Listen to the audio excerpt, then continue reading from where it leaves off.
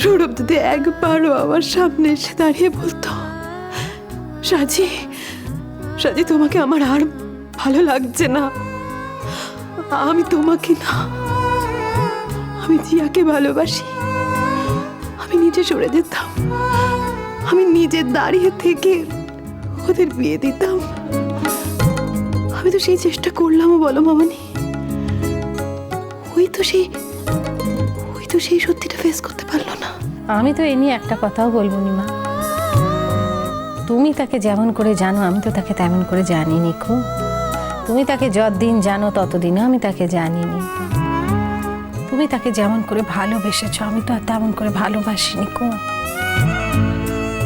আমি খালি একটা কথাই তোমাকে বলবো, তুমি যে তাকে চিনেছো সেই চেনার মধ্যে কোনো ফাঁক নেই তো? ফাঁক? হ্যাঁ গো মা, এমন যেন না হয় তুমি তার সম্পর্কে যা ভাবছো তা সম্পূর্ণ ভুল, আর সে ছেলে মুখ দিয়ে যা বলছে সব ঠিক। তাহলে কিন্তু সারা জীবন তোমার অনুতাপের কোনো শেষ থাকবে না। যে অপমান তুমি তাকে আজকে করেছো, সে যদি সে অপমানের যোগ্যী না হয় তাহলে বুঝতে পারছো তো মা, তুমি তার সারা জীবনটা ধ্বংস করে দিলে। দেখো আমি একটা কথা বলবো, যে ভুল মানুষ মাত্রই হয়, কেউ ভুলে উঠতে না, তুমি। সেই জন্যই বলতেছি যে তুমি খুব ভালো করে ভেবে দেখো তোমার কোনো ভুল হচ্ছে না তো। কেন এত জোর দিয়ে বলছি বলো দেখিনি? হ্যাঁ, এত কিছুর পরে ওই ছেলেটা অমন ধারা শীত দ্বারা সোজা করে বলতেছিল যে যাবজ্জীবন কারাদণ্ড দিয়ে দাও, ফাঁসি দিয়ে দাও, সব দিয়ে দাও, কিন্তু যে আকে আমি বিয়ে করবো নি। বলতে তো হবে ছেলের আমার ধক আছে। দেখো মা, বয়স তো আমার কম হলো নি, আর অভিজ্ঞতাও কম হলো নি। অনেক অভিজ্ঞতা হয়েছে, চোখের সামনে অনেক সত্যি দেখেছি, অনেক মিথ্যে দেখেছি, অনেক সত্যি মিথ্যে সব কিছু নিয়ে নাড়াচাড়া করেছি, জানো তো। তোমার তো আর আমার মতো বয়স হয় না, অভিজ্ঞতাও নেই, অত তলিয়ে গিয়ে তুমি ভাবতেও পারছো না। সেই জন্যই বলতেছি তোমার কোনো ভুল হচ্ছে না। তোমার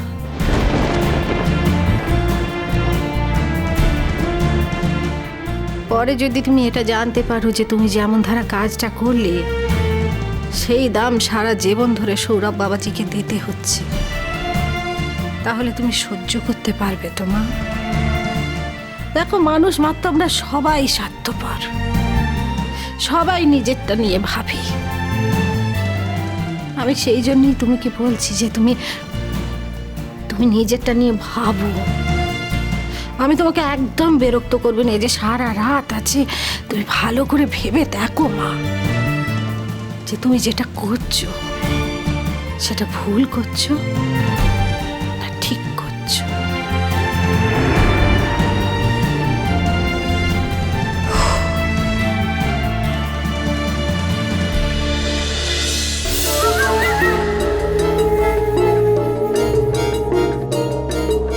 আমি কোনো ভুল করিনি। জিয়া যত মিথ্যে কথাই বলুক সৌরভকে নিয়ে, যদি 5 ভাগও সত্যি বলে থাকে সেটাও তো আমার জন্য অনেক। হ্যাঁ, সেটাও আমার জন্য অনেক অনেক।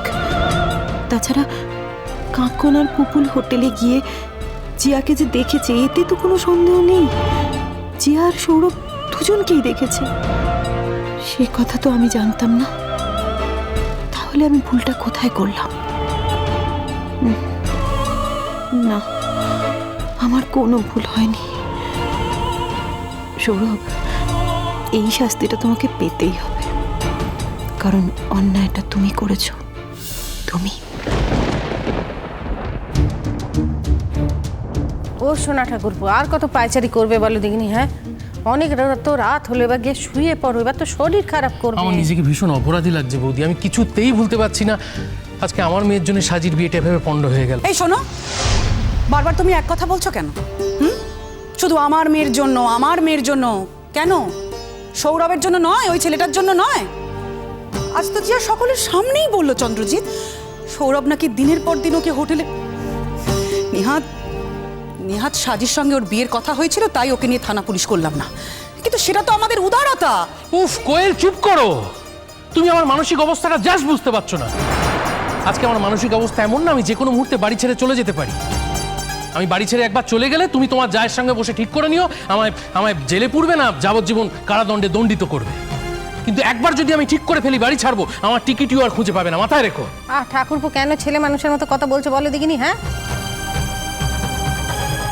এটা কি ধরনের কথা বলা হচ্ছে? এ তো দেখছি চোরের উপর নাক করে মাটিতে বসে ভাত খা। এই দাঁড়া দাঁড়া দাঁড়া, একদম চুপ।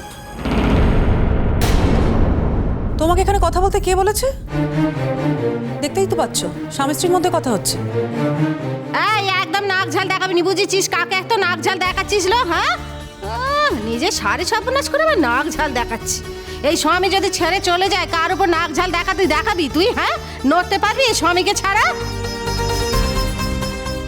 নাক ঝাল দেখাচ্ছে, আমাকে দেখে বোঝনি না? শিক্ষা হয় নেকো, স্বামী থেকেও না থাকলে কেমন ধারা হাল হয় সে শিক্ষা হয়নি না? নাক ঝাল দেখাচ্ছে, একদম মুখ নাড়া দিবি নি, বুঝেছিস? তোদের মুখ নাড়া অনেক শুনেছি, আর মুখ নাড়া শুনবই নি। মেয়েটা যখন সর্বনাশ হয়েই গেছে, একটা কারো মুখ নাড়া শুনবো নি, বুঝেছিস? আমাদের যে আমাকে খারাপ মেয়ে ছিল না কিলো, হ্যাঁ, তাকে কেন ঠিক করে শিক্ষা দিতে পারলিনি? তাকে কেন রক্ষা করতে পারলিনি তুই? জানিস নি ছেলে মেয়ে বড় হলে মায়েদের চলাফেরা অনেক সাবধানে করতে হয়, তাকে চোখে চোখে রাখতে হয়। যখনই কিছু বলতে গেছি তখনই তো আমাকে খুব মুখ নাড়া দিয়েছো। তুমি আমাদের কথার মধ্যে মাথা ঘামাতে এসো নি, তুমি আমার মেয়ে নিয়ে কথা বলতে এসো নি। খুব তো বলেছিলি, খুব তো গায়ের জ্বালা ধরতে। এখন কি হলো? আজকে আমি ধরেই নিচ্ছি সৌরভ বাবা জীবন ভালো ছেলে, সে কিছু করে নেকো। অন্য অবাধ্য নোকের পাল্লায় যদি পড়তো তাহলে মেয়েটার জীবনটা ছারখার হয়ে যেত।